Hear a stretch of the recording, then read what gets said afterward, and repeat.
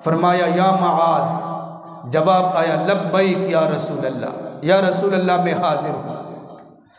फिर आपने क्या फरमाया, इन्नी ला उहिब्बुका या मुआज़, मुआज़ मैं तुझसे मोहब्बत करता हूँ। अच्छा, पहले बुलाया, इस पर भी मुआज़ खुश हो गए कि अल्लाह के नबी ने या मुआज़ फरमा दिया।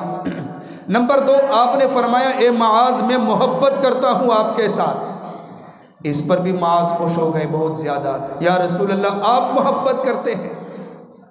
उसके बाद आपने फरमाया हाथ दे दो, मुआज़ के हाथ दोनों हाथों के दरमियान ऐसे ले लिया, और उसके बाद फरमाया कि मुआज़ तुम्हें एक तोहफ़ा देता हूँ। कितने काम नबी सल्लल्लाहु अलैहि वसल्लम ने किए, मोहब्बत के आवाज़ दी, फिर फरमाया मैं मोहब्बत करता हूँ, फिर मुआज़ के हाथों को पकड़ा, और उसके बाद फरमाया कि मैं तुम्हें तोहफ़ा देना चाहता हूँ।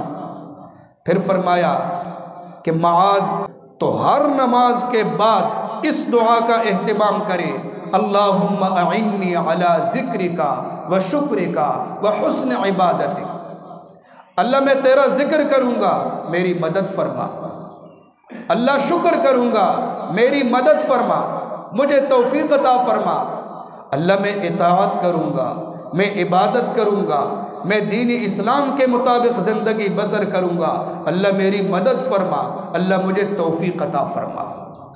अच्छा, आपने मुआज़ की इस्लाह की, कितनी मोहब्बत से आपने इस्लाह की, और इस्लाह हो गई।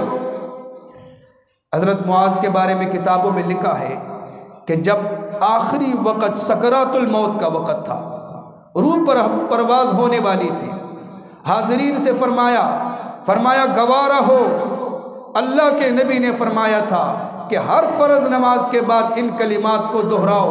फरमाया उसके बाद जो भी मैंने फ़र्ज़ नमाज पढ़ी है मैंने इस दुआ का एहतिमाम किया, और उसके बाद एक नमाज भी मैंने ऐसी नहीं पढ़ी जिसके बाद मैंने ये दुआ वाले कलिमात न पढ़े।